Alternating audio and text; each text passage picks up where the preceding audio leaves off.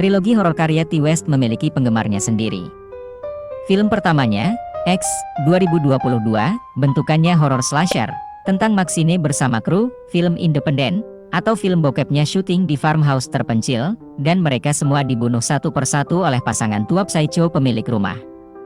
Film keduanya, Pearl, 2022, bentukannya lebih ke horor psikologis, karena ceritanya tentang masa muda Pearl, si nenek psycho di film pertama, tentang gimana Pearl ingin jadi artis namun keadaan, termasuk kejiwaannya, membuat dia bounded to the place.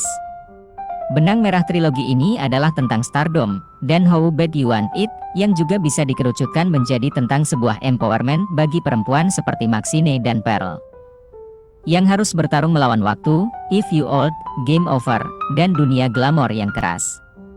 Sebagai sajian penutup, West membawa kita ke Hollywood 80-an. Menengok Maxine yang berjuang mendapatkan peran di film beneran.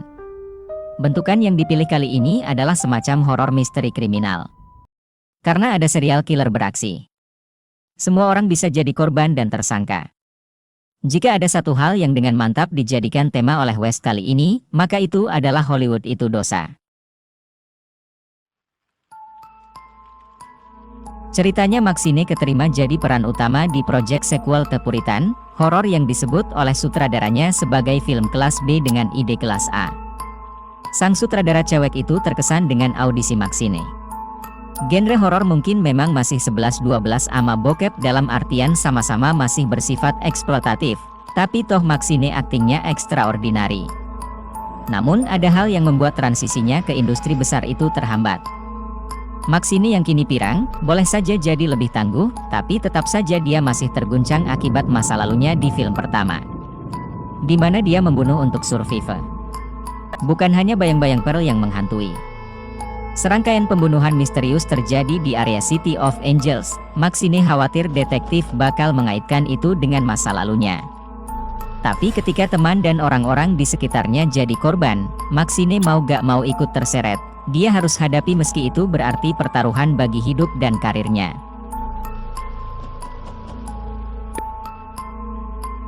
Dunia fiksi Maxine dibuat overlap dengan dunia nyata Hollywood era 80-an. Karena latar pada cerita ini memang demikian signifikan. Ti West telah sukses membangun keinginan karakternya, mereka ingin jadi bintang, dan seiring itu tentu saja tempat tujuan mereka juga ikut terbuild up, gimana Hollywood sudah menjadi tujuan akhir. Baik bagi Pearl, ataupun tentu saja Maxine. Maka sekarang otomatis giliran City of Angels itu yang diperlihatkan karakternya.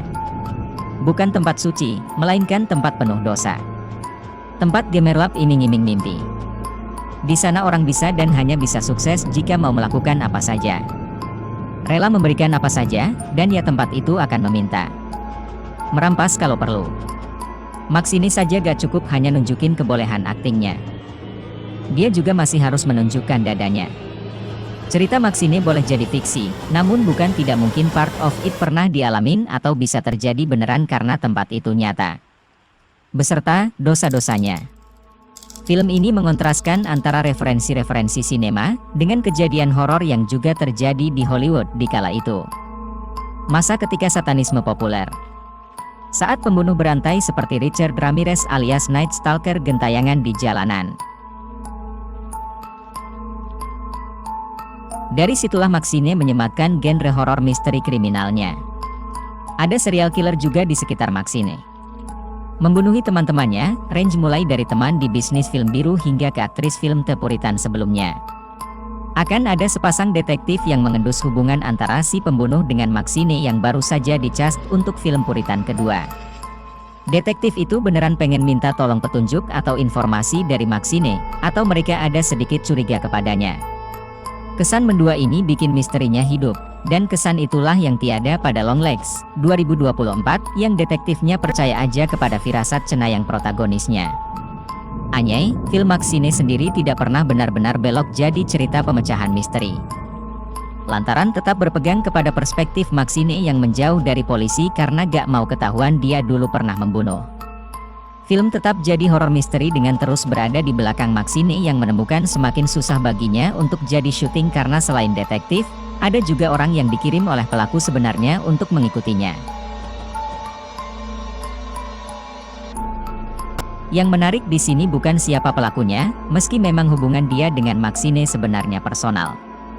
Melainkan bagaimana motivasi si pelaku bertentangan dengan keinginan Maxine, dan benturan tersebut membentuk gagasan atas apa yang sebenarnya film ini ingin katakan.